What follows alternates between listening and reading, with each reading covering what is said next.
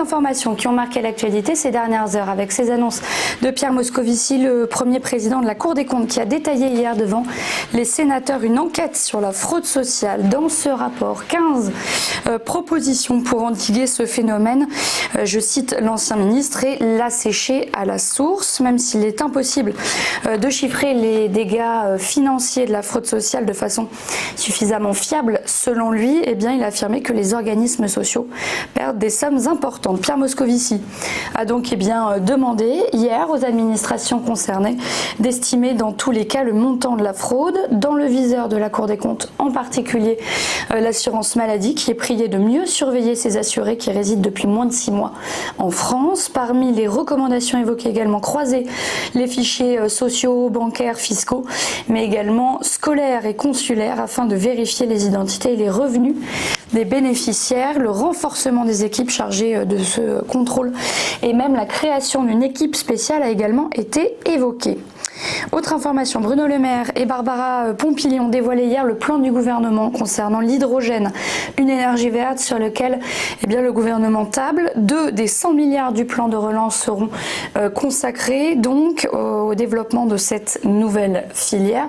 Cette somme, elle constitue le premier volet d'un plan de 7 milliards d'euros de soutien public à la filière qui est prévu donc sur 10 ans. La ministre de la Transition écologique a expliqué, je cite, que l'hydrogène décarboné sera l'une des grandes révolutions de notre siècle pour la décarbonation du secteur industriel, pour développer et déployer des solutions de mobilité sans émissions pour stocker l'énergie et apporter enfin des réponses complémentaires à l'intermittence des énergies renouvelables. Fin de citation.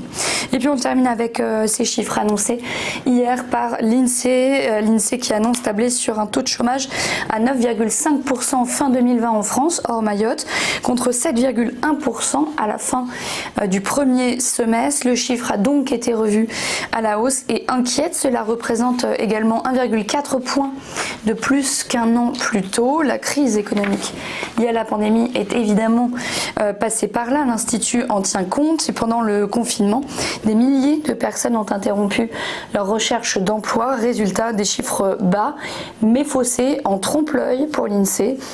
L'organisme estime que cet effet pourrait s'estomper en grande partie au second semestre. Le taux de chômage augmenterait alors très nettement. À noter aussi qu'après une baisse de 715 000 emplois au premier semestre, l'emploi salarié serait quasiment stable au second semestre. Alors que l'INSEE constate 158 200 emplois salariés détruits au deuxième trimestre, cela représente en totalité sur un an la perte de plus de 572 000 emplois salariés. Voilà pour l'essentiel de l'actualité. Petit tour d'horizon sur la bourse avec des marchés en difficulté. Les principales places européennes ont reculé hier. Le CAC 40 a perdu 1,59%, Francfort 1,01%, Londres 0,12%. Du côté de Wall Street a plongé. Le S&P 500 a perdu 2,78%, le Dow Jones 2,25%. Et du côté des technologies également, ça plonge. Le Nasdaq a perdu 4,11%. La bourse de Tokyo, elle, a reculé également ce matin. Le Nikkei a perdu 1,04% et le Topix a cédé 0,94%. Voilà pour ce tour d'horizon de la bourse. Restez bien avec nous. Le Live T Finance continue dans un instant. On suivra l'ouverture de la bourse de Paris. À tout de suite.